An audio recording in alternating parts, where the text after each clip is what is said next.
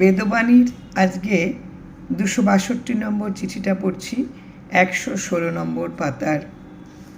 বড় চিঠিগুলো সবসময় ইচ্ছে করে যে ওটাকে নিয়ে অনেকটা বেশি সময় প্রত্যেকের সঙ্গে কথার আদান প্রদান করতে, কিন্তু আমারও সময়ের অভাব, আর যারা শুনবে তাদেরও সময় দেওয়ার অভাব, তাই ভিডিওই করতে হচ্ছে।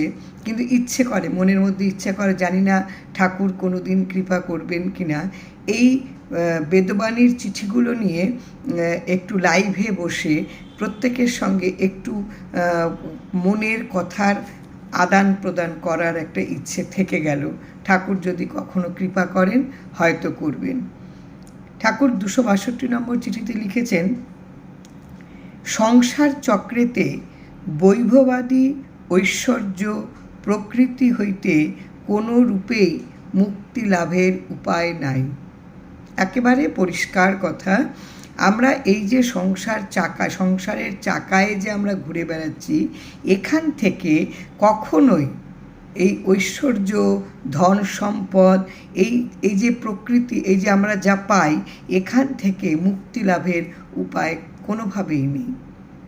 রজগুণ উদ্ভবাদী অহংকার যুক্তে অভিমানী যোগে নানান উপাধি লাভের প্রত্যাশিত হইয়া জীবের অনন্ত ফলভোগের দ্বারা দণ্ডী হইয়া পড়ে।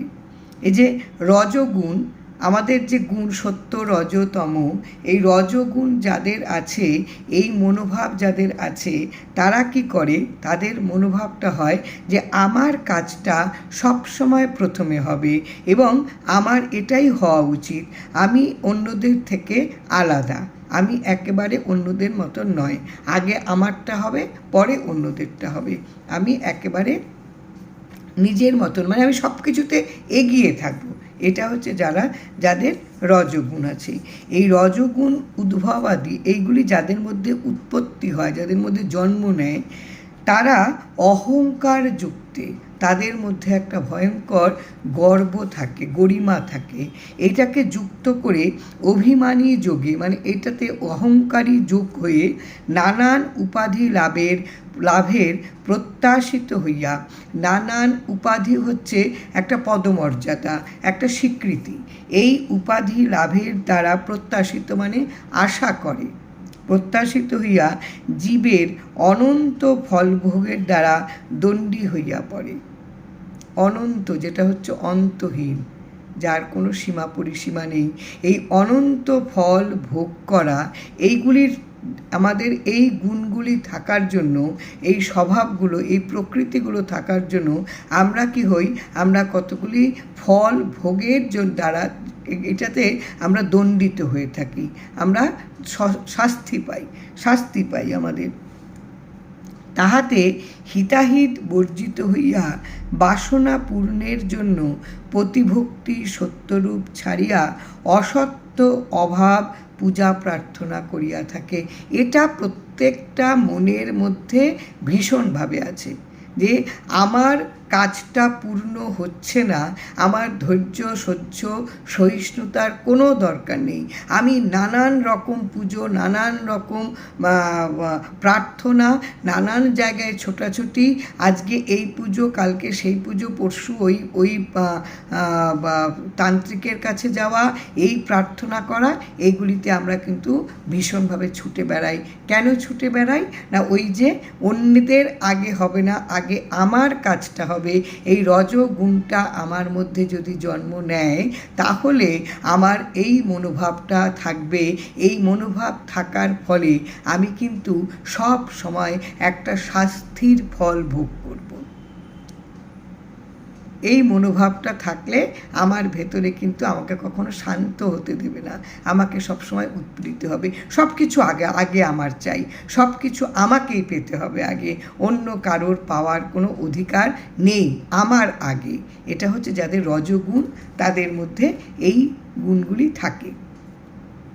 তখন এই গুণগুলি যদি থাকে তখন কি হয়, তখন ভালো মন্দ হিতাহিত বর্জিত, ভালো মন্দ থেকে আমি নিজেকে বর্জিত করে দেব, দিয়ে বাসনা পূর্ণ, আমার মনের ইচ্ছাটাকে পূর্ণ করার জন্য আমি কি করব, প্রতিভক্তি সত্যরূপ, এই যে আমার অধীশ্বর, আমার আরাধ্য দেবতার প্রতি যে আমার ভক্তি, এবং যেটা সত্য, যেটা নিত্য, যেটা চিরন্তন, এখান থেকে আমি ছেড়ে দেবো, এটাকে আমি ছেড়ে দেবো, দিয়ে যা সত্য, যা অভাব যেখানে নেই, না থাকাটা থাকি, সেইটা হচ্ছে এই অভাবের পূজা প্রার্থনা করে যাব আমি। এটা ভীষণ প্রত্যেকের মধ্যে আছে, ভীষণভাবে আছে। একেবারে ধৈর্য নেই, একেবারে সহ্য নেই, একেবারে সহিষ্ণুতা নেই, নিষ্ঠার অভাব বোধ ভীষণভাবে। আমার যিনি আরাধ্য দেবতা, তিনি আমার অভিভাবক, তিনি আমাকে যেমনভাবে রেখেছেন, আমার তার বাইরে থাকার কোনো ক্ষমতা নেই, কোনো যোগ্যতা নেই, আমি কখনোই থাকতে পারবো না। এই বিশ্বাসটা যদি আমার মনের মধ্যে না দৃঢ়ভাবে থাকে, তাহলে আমার এইভাবে উদ্ভ্রান্ত হওয়ার কিন্তু প্রবণতা আসবে। কেননা আমার ভেতরে ওই যে, আমার ভেতরে সব সময় সব কিছু আগে আমি পাবো, সব কিছু আমারই চাই, পরে অন্য লোক পাক, আমার আগে অন্য কেউ পাবে, এটা আমি টলারেট করতে পারবো না। তার ফলে কি হয়, যেটা ঠিক সেটাকে ভুলে যাই, সেটাকে বর্জন করি আমরা, করে আমাদের যে আরাধ্য দেবতার প্রতি যে ভক্তি এবং সত্যের পথে চলা, সত্য ধর্মকে অবলম্বন করা, এটাকে আমরা ছেড়ে দিয়ে আমরা কি করি, যেখানে অভাব, যেখানে হচ্ছে অসত্য, এইগুলির উপর ভিত্তি করে আমরা নানান পূজা, নানান প্রার্থনার মধ্যে নিজেকে নিয়োজিত করি। ইহাই ভ্রমান্ধ হইয়া বলিয়া অভিহিত করা হইয়াছে। ইহাই ভ্রমান্ধ, এই যে ভুলে অন্ধ হয়ে থাকা, এটাই বলা হয়। এই যাদের প্রবৃত্তি, এই যাদের মানসিকতা। জগতের জীবের কোনো কর্তৃত্ব কর্ম নাই, এরকম পরিষ্কার করে লেখা, পরিষ্কার করে ঠাকুরের অমৃত কথা, এটা যদি আমরা ঠাকুরের আশ্রিতরা যদি এটাকে ভরসা করে বিশ্বাস করে পথ চলতে না পারি, এর থেকে দৈন্যতা বোধহয় আর কিচ্ছু হতে পারে না। ঠাকুর বারবার বলছেন, আমাদের কর্তৃত্ব করার কোনো ক্ষমতা নেই, কোনো কাজ আমরা নিজেদের মতন করে করতে পারি না, কখনো পারি না।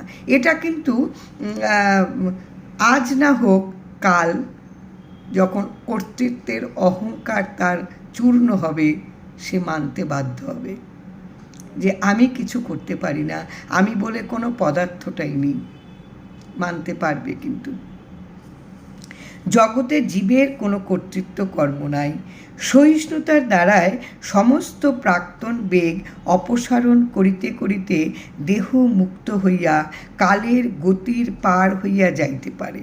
আহা, কি অপূর্ব ঠাকুর লিখেছেন, যে এই যে তুমি জেনে নাও তোমার কিচ্ছু কর্তৃত্ব, তোমার কোনো কাজ কর্তৃত্ব, নিজের ইচ্ছে মতন তুমি কিছু কর্তা, সে যে কোনো কাজ তুমি করতে পারবে না।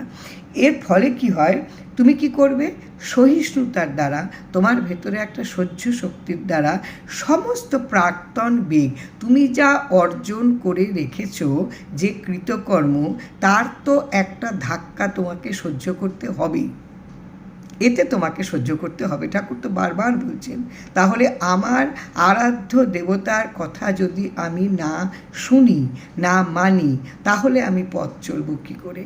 আমি তো তাহলে বিভ্রান্ত হবই, আমি পথভ্রষ্ট হবই।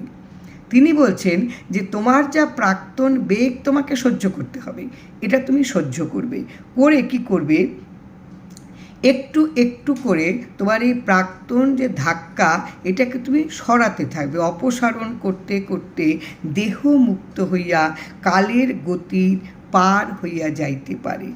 তোমার যে সময়ের যে গতিবেগে তুমি পার হয়ে যেতে পারবে। আর তুমি যদি তা না করো, তুমি যদি অসহিষ্ণু হয়ে তুমি ভিন্ন ভিন্ন পথ, ভিন্ন ভিন্ন পূজা, ভিন্ন ভিন্ন প্রার্থনার দ্বারা তুমি যে খানিক তোমার কর্তৃত্বের তুমি কর্ম করতে পারছো না, তুমি এতে বিভ্রান্ত হয়ে পড়ছো, এতে তোমার কিন্তু এই যে পথ তোমার এগিয়ে যাওয়া এটা কিন্তু তোমার থেমে যাবে, এটা কিন্তু তোমার এগিয়ে যাবে না।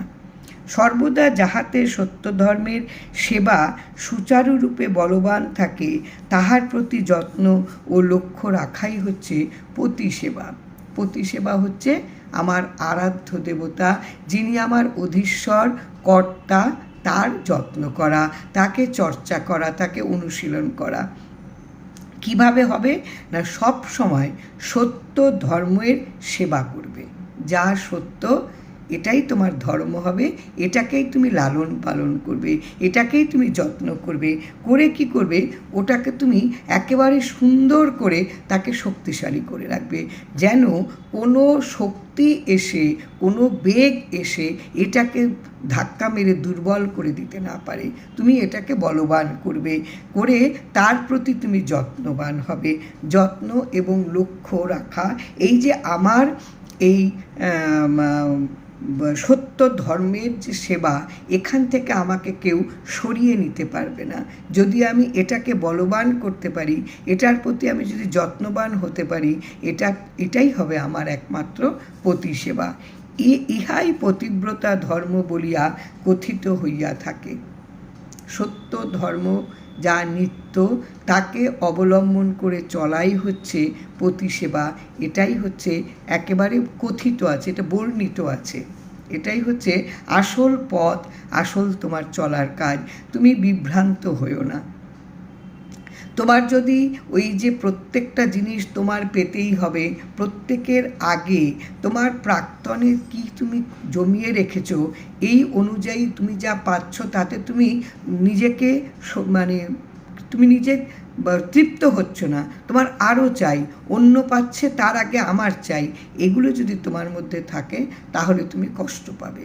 তাহলে তুমি যে পথ দিয়েই তুমি ছোটো না কেন, যে পূজা প্রার্থনাই করো না কেন, তোমার প্রাক্তন যা প্রাপ্তি তার বাইরে তুমি কখনো কিছু পাবে না। তুমি যত কর্তৃত্ব দেখাও, যত কিছুই করতে চেষ্টা করো না কেন, তুমি কোনো কাজ নিজে থেকে করতে পারবে না। এই আসল সত্যটা যদি একেবারে নিজের মনে গেঁথে নেওয়া যায়, তাহলে বোধহয় আমাদের প্রত্যেকটা দিন অনেক সুচারুরূপে আমরা কিন্তু তৈরি করতে পারবো, নিজেদেরকে শক্তিশালী করতে পারবো, এবং এতেই হচ্ছে আমাদের পতিসেবা হবে, আমার অধীশ্বরের, আমার আরাধ্য দেবতার যত্ন হবে। জয় রাম, জয় রাম, এটাই হচ্ছে পূজা। নমস্কার।